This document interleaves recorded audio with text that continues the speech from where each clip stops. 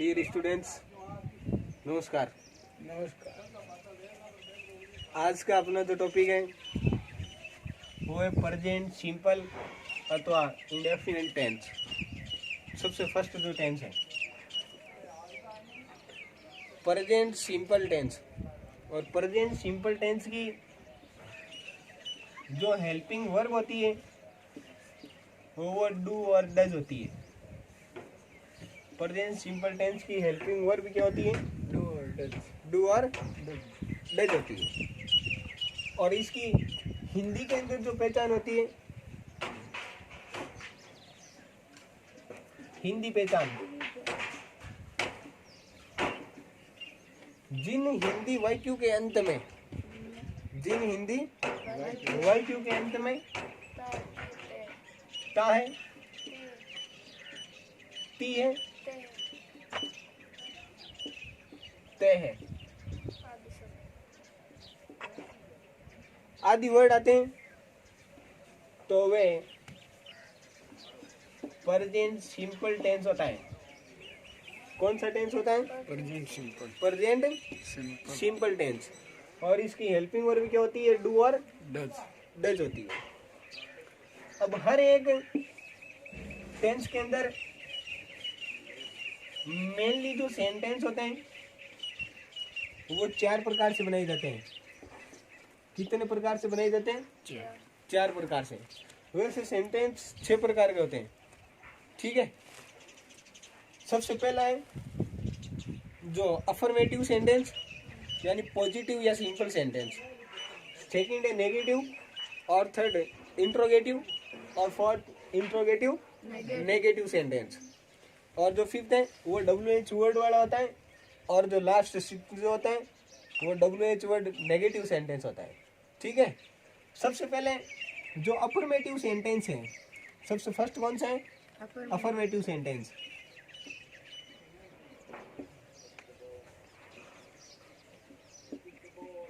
Affirmative sentence. और जो second होता है वो कौन सा होता है? Negative negative sentence. और जो थर्ड होता है वो इंट्रोगेटिव सेंटेंस।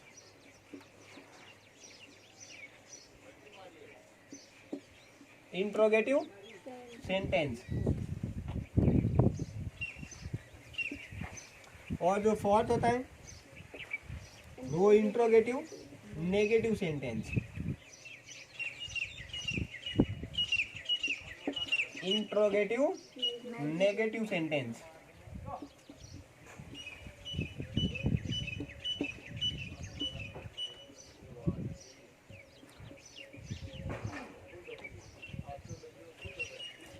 ये मेनली टेंस के अंदर 4 प्रकार से सेंटेंस बनाए जाते हैं, ठीक है। और 4 प्रकार के यहाँ पर आपको पूरे सेंटेंस की जो भी स्पेलिंग है और जो भी सेंटेंस है वो आपको ध्यान में रखना है, क्योंकि आगे हर एक जो भी टेंस के अपन सेंटेंस के जो भी स्ट्रिक्स लिखेंगे, उनके सेंटेंस के जो भी सूत्र लिखेंगे, फॉर्मूले जो भी लिखेंगे, तो उसके अंदर शॉर्ट के अंदर यानी AS, जहाँ कहीं पर भी मैं क्या लिखता हूँ? AS लिखता हूँ, तो इसका मतलब क्या होगा? Affirmative sentence. क्या मतलब होगा? Affirmative sentence.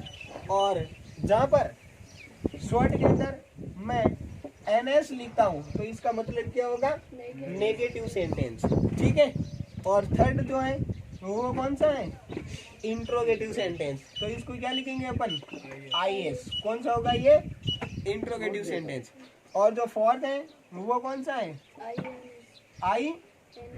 INS यानी इंट्रोगेटिव नेगेटिव सेंटेंस। तो बार बार ये फुल फॉर्म के अंदर स्पेलिंग नहीं लिख करके और आगे आप इस पर ध्यान देना, ठीक है। तो यहाँ पर आप किसको ध्यान याद रखना? आपको सेंटेंस को, ये चारों जो भी इनकी स्पेलिंग है और जो भी सेंटेंस है इनको याद रखना है, ठीक है। सबसे पहले कौन सा है? अफर्मेटिव सेंटेंस, और सेकंड नेगेटिव सेंटेंस, और थर्ड इंट्रोगेटिव सेंटेंस, और फोर्थ इंट्रोगेटिव नेगेटिव सेंटेंस, ठीक है। अब उसके बाद अपन चलते हैं जो भी सेंटेंस स्ट्रक्चर जो होता है हर एक टेंस के, इनके जो सूत्र होते हैं, सबसे पहला कौन सा सेंटेंस है? Affirmative sentence. ठीक है, अफर्मेटिव सेंटेंस का जो सेंटेंस स्ट्रक्चर होता है प्रेजेंट सिंपल टेंस का, वो होता है सब्जेक्ट प्लस वर्ब की कौन सी फॉर्म? First form. ठीक है, बंद कर वीडियो। वर्ब की फर्स्ट फॉर्म अथवा वर्ब की फर्स्ट फॉर्म के साथ में एस अथवा क्या आएगा?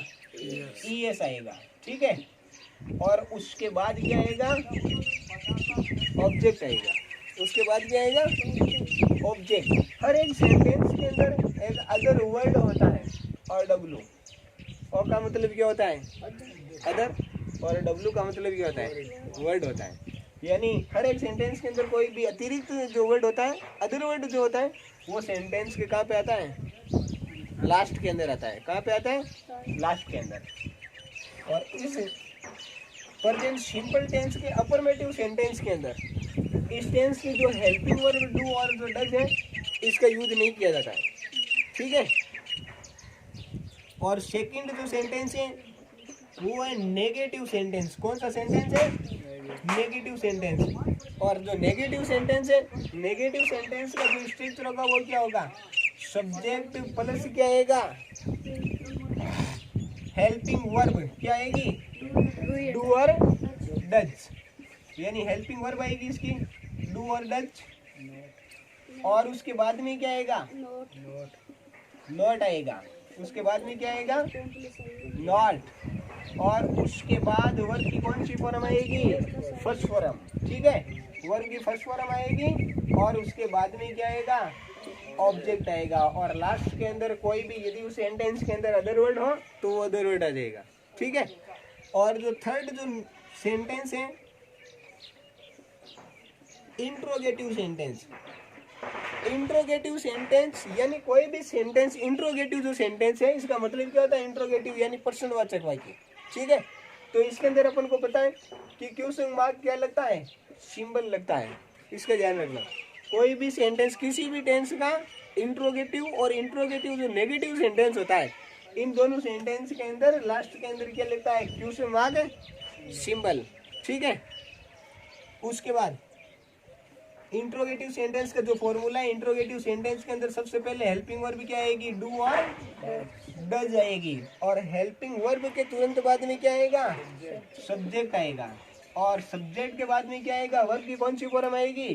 फर्स्ट फॉर्म आएगी। ठीक है, और उसके बाद में क्या आएगा? ऑब्जेक्ट आएगा। और ऑब्जेक्ट के बाद अदर वर्ड, और लास्ट के अंदर क्या आएगा? फिगर ऑफ इंट्रोगेशन भी बोला जाता है इसको। ठीक है, क्वेश्चन मार्क जो सिंबल है इसको। उसके बाद जो फोर्थ सेंटेंस है वो कौन सा है? Interrogative negative sentence. और इंट्रोगेटिव नेगेटिव सेंटेंस के अंदर सबसे पहले क्या आएगी? हेल्पिंग वर्ब डू और क्या आएगी? डज आएगी। और उसके बाद में क्या आएगा? सब्जेक्ट आएगा। क्या आएगा? सब्जेक्ट। और उसके बाद में क्या आएगा? नॉट। और उसके बाद कौन सी फॉर्म? वर्ब की फर्स्ट फॉर्म। और उसके बाद में क्या आएगा? ऑब्जेक्ट। और उसके बाद में अदर वर्ड आ जाएगा। ठीक है, किसी भी टेंस के अंदर कोई भी टेंस अपन पढ़ते हैं और उसके अंदर अपन को कोई भी सेंटेंस बनाने के लिए उस टेंस के सेंटेंस जो स्ट्रक्चर होते हैं चार, वो अपन को क्या होना चाहिए? याद होना चाहिए। ठीक है, और देखो सबसे पहले इसके अंदर आता है फॉर्मूले। समझना, सबसे पहले क्या आता है? सब्जेक्ट आता है। ठीक है, और उसके बाद में वर्ब की कौन सी फॉर्म आती है? फर्स्ट फॉर्म आती है या तो, और यह क्या आता है? वर्ब की फर्स्ट फॉर्म के साथ में क्या आता है? एस और ईएस आता है। तो ध्यान रखना, बाद के अंदर ये नियम लिखा दूंगा अभी, लेकिन पहले देखो ये वर्ब की जो फर्स्ट फॉर्म है ये कहाँ पे यूज होती है, और वर्ब की फर्स्ट फॉर्म के साथ में एस और जो ईएस है वो कहाँ पे यूज होता है? वर्ब की जो फर्स्ट फॉर्म जो यूज होती है वो प्लूरल सब्जेक्ट यानी बहुवचन कर्ता के साथ में वर्ब की कौन सी फॉर्म आएगी? फर्स्ट फॉर्म आएगी। ठीक है। और उसके बाद जो भी सिंगुलर सब्जेक्ट है, यानी एकवचन जो करता है, सेंटेंस का सब्जेक्ट यदि सिंगुलर हो तो उसके अंदर क्या आएगी, वर्ब की कौन सी फॉर्म आएगी, फर्स्ट फॉर्म आएगी, और उसके साथ में क्या आएगा, एस और ईएस आएगा। अब देखो अपन यहाँ पर क्या होता है, सबसे पहले ये अपने पास में दो चीज थी, इसको समझना ध्यान से, पहले समझना, उसके बाद में इनके जो भी रूल होंगे वो आपको रिटर्न करवा दिए जाएंगे, ठीक है। सबसे पहले यहाँ से अपन फॉर्मूला देखते चलते हैं आपको, और स्टेप बाय स्टेप चलना है। यानी सबसे पहले अपना सब्जेक्ट कंप्लीट हो गया। अब उसके बाद में देखो यहाँ पर एक तो वर्ब की फर्स्ट फॉर्म है और एक वर्ब की फर्स्ट फॉर्म के साथ में एस और क्या बचता है, ईएस बचता है, ठीक है। यानी ये दो चीजें हैं यहाँ पर, और इनके आपस के अंदर बीच के अंदर झगड़ा होता है। क्या होता है, झगड़ा। क्यों, क्योंकि ये दो है, और इस अफर्मेटिव सेंटेंस के अंदर इस टेंस की हेल्पिंग वर्ब का यूज होता नहीं है। हेल्पिंग वर्ब का जो यूज होता है वो आपको पता है, नेगेटिव इंट्रोगेटिव और इंट्रोगेटिव नेगेटिव सेंटेंस के अंदर होता है, ठीक है। तो इसके अंदर वर्ब की जो फर्स्ट फॉर्म है और वर्ब की फर्स्ट फॉर्म के साथ में एस और ईएस है, इसके बीच में क्या हो जाता है, झगड़ा हो जाता है, ठीक है। तो उस झगड़े को कंप्लीट करने के लिए अपन, मैटर कोई भी होता है तो उसको तो सोल्व करने के अंदर अपन पहले पार्टिसिपेट होते हैं, ठीक है।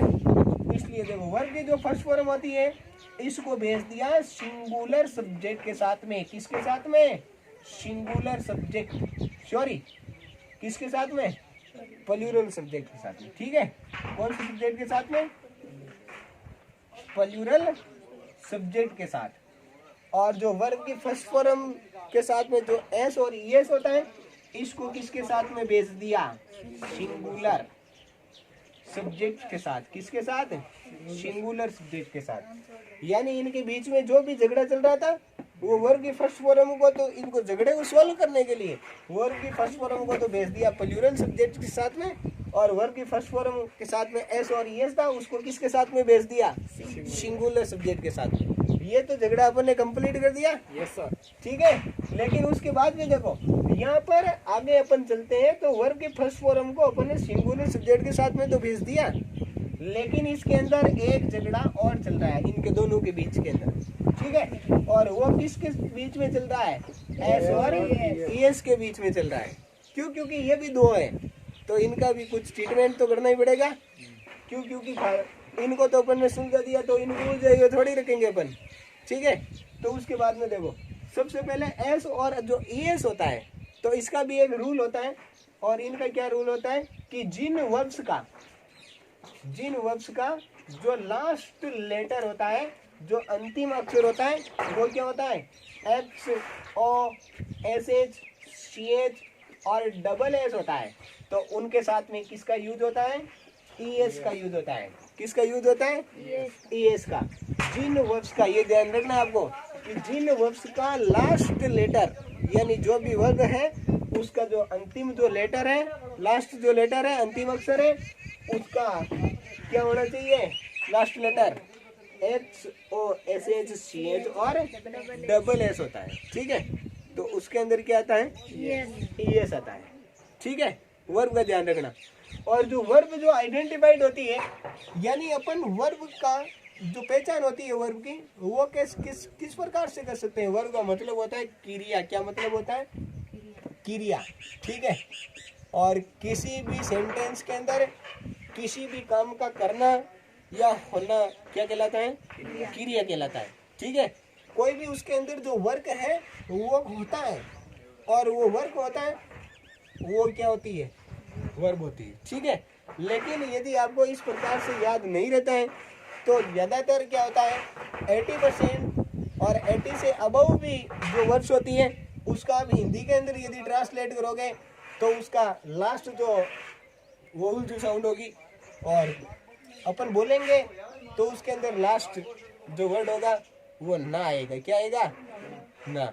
जैसे सोना, उठना, बैठना, रोना, खाना, पढ़ना, लिखना, सुनना, बोलना, ये सभी क्या होती है, वर्ब्स होती है, क्रियाएं होती है, ठीक है। तो इसका भी ध्यान रखना। आसानी से किसी भी वर्ब को पहचानने के लिए उसका हिंदी के अंदर जब अपन वाचन करते हैं तो उसका लास्ट जो है उच्चारण वर्ड क्या आता है, ना आता है। ठीक है, तो इसका ध्यान रखना आप होगा। उसके बाद में देखो चारों जो फॉर्मूले है वो याद रखने, यहाँ तक अपन पहुंच गए। अब उसके बाद में क्या आ जाता है, ऑब्जेक्ट आ जाता है। ये चीज समझ में आ गई आपको? ठीक है, सबसे पहले क्या बताया था अपन ने, वर्ब की फर्स्ट फॉर्म का यूज किसके साथ में होगा, प्लूरल सब्जेक्ट के साथ में होगा। ठीक है, और उसके बाद वर्ब की फर्स्ट फॉर्म के साथ में एस और क्या आएगा, ईएस, वो किसके साथ में, सिंगुलर सब्जेक्ट के साथ में। और अब उसके बाद में क्या आता है, ऑब्जेक्ट। ऑब्जेक्ट का मतलब ही क्या होता है, कर्म, जो उद्देश्य होता है। यानी अपन ने कोई भी जो काम किया उसका क्या होता है, कोई भी उद्देश्य, कर्म, जो टारगेट होता है वो क्या होता है, ऑब्जेक्ट होता है। ठीक है, और उसके बाद में क्या आ जाता है, अदर वर्ड आ जाता है। ठीक है, उसके बाद जो नेगेटिव सेंटेंस है, नेगेटिव सेंटेंस के अंदर सबसे पहले सब्जेक्ट आता है। सबसे पहले क्या आता है, सब्जेक्ट, और उसके बाद में क्या आता है, डूअर, डज। यहाँ पर भी हेल्पिंग वर्ब है अपने पास में दो हैं, और इनके बीच में भी वही बात है, झगड़ा चल रहा है, और इसको क्या करना है अपन को, सुलझाना है। ठीक है, तो डू का जो यूज होता है वो प्लूरल सब्जेक्ट के साथ में यूज होता है। किसके साथ में होता है, प्लूरल सब्जेक्ट के साथ। और डज का जो यूज होता है वो किसके साथ में होता है, सिंगुलर सब्जेक्ट के साथ में। किसके साथ में, सिंगुलर सब्जेक्ट के साथ। इसके अंदर आप ध्यान रखना, डू का यूज किसके साथ में होता है, प्लूरल सब्जेक्ट।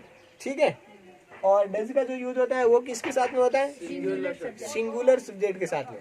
ठीक है, उसके बाद किसी भी सेंटेंस के अंदर आप ध्यान रखना, आप कोई भी टेंस पढ़ोगे उसका नेगेटिव सेंटेंस और इंट्रोगेटिव, जो नेगेटिव सेंटेंस होगा, कौन सा सेंटेंस, एक तो नेगेटिव और एक कौन सा, इंट्रोगेटिव, नेगेटिव। यानी जिस सेंटेंस के अंदर नॉट आता हो, क्या आता हो, नॉट, तो ये नॉट का मतलब होता है नहीं। ठीक है, लेकिन आप एक चीज का इसके अंदर और भी ध्यान रखना, ये नॉट हमेशा, आप कोई भी पूरे 12 टेंस पढ़ लेना, और 12 टेंसों के अंदर जो नॉट होता है वो आपको हमेशा थर्ड स्थान पे मिलेगा। कौन से स्थान पे मिलेगा, थर्ड स्थान पे। किसी भी टेंस के किसी भी सेंटेंस को आप देख लेना, और उसके अंदर नेगेटिव और इंट्रोगेटिव, नेगेटिव सेंटेंस के अंदर यूज होता है नॉट, और वो कौन सी पोजीशन पे मिलेगा आपको, हमेशा थर्ड पोजीशन होती है नॉट की। ठीक है, इस चीज का भी ध्यान रखना। उसके बाद वर्ब की कौन सी फॉर्म आती है, फर्स्ट फॉर्म। ठीक है, अब देखो नेगेटिव सेंटेंस के अंदर वर्ब की फर्स्ट फॉर्म क्यों आती है, आपको पता है? क्योंकि अपन ने नेगेटिव सेंटेंस के अंदर इस टेंस की हेल्पिंग वर्ब डू और जो डज है इसका यूज कर लिया। ठीक है, कर लिया, नहीं किया, कर लिया। तो इसके अंदर डज के साथ में क्या आ गया, ईएस आ गया। तो ये जो रूल है एस और ईएस ये देगा। ठीक है, क्यों, क्योंकि इसके अंदर अपने हेल्पिंग वर्ब का यूज कर लिया। तो हेल्पिंग वर्ब का यूज कर लिया, उसके बाद में वर्ब की कौन सी फॉर्म आएगी, फर्स्ट फॉर्म आएगी। कौन सी फॉर्म आएगी, फर्स्ट फॉर्म। अब उसके बाद में इंट्रोगेटिव सेंटेंस है, इंट्रोगेटिव सेंटेंस के अंदर चलते हैं। इंट्रोगेटिव सेंटेंस के अंदर सबसे पहले क्या आएगी, हेल्पिंग वर्ब आएगी, और उसके बाद में हेल्पिंग वर्ब के बाद में क्या आएगा, सब्जेक्ट आएगा, और उसके बाद वर्ब की कौन सी फॉर्म आएगी, फर्स्ट फॉर्म, और उसके बाद में क्या आएगा, और उसके बाद अदर वर्ड। यानी कि मेनली आपको दो ही सेंटेंस के इसके अंदर जो भी रूल होते हैं वो दो सेंटेंस के अंदर कंप्लीट हो जाते हैं। क्यों, क्योंकि बाकी वही है, देखो डू और डज है, तो डू कहाँ पे यूज होता है, प्लूरल सब्जेक्ट यानी बहुवचनकर्ता के साथ में यूज होता है, और डज कहाँ पे यूज होता है, सिंगुलर सब्जेक्ट के साथ में। तो ये रूल आपको यहाँ पे समझ में आ गई है। ठीक है, इस सेंटेंस के अंदर उसके बाद क्या आता है, सब्जेक्ट आता है, उसके बाद वर्ब की कौन सी फॉर्म, फर्स्ट फॉर्म, और उसके बाद ऑब्जेक्ट, और उसके बाद में क्या आता है, अदर वर्ड। लेकिन इन दोनों सेंटेंस के अंदर आपको किसका ध्यान रखना होगा, सिग्न ऑफ इंटरोगेशन, यानी क्वेश्चन मार्क ये जो सिंबल है इसका ध्यान रखना होगा। ठीक है, उसके बाद नाम से ही पता चलता है इसका आपको, इंट्रोगेटिव यानी कौन सा सेंटेंस, कौन सा सेंटेंस? इंट्रोगेटिव प्रश्नवाचक। कौन सा वाक्य है ये? और ये जो है वो कौन सा हो जाएगा? प्रश्नवाचक है, नकारात्मक। Interrogative, negative. दोनों सेंटेंस के अंदर मेनली किसका ध्यान रखना है आपको? लास्ट के अंदर क्वेश्चन मार्क सिंबल का ध्यान रखना है, ठीक है। अब उसके बाद में ये चारों फॉर्मूले एकदम कंप्लीटली आपको क्या करना है?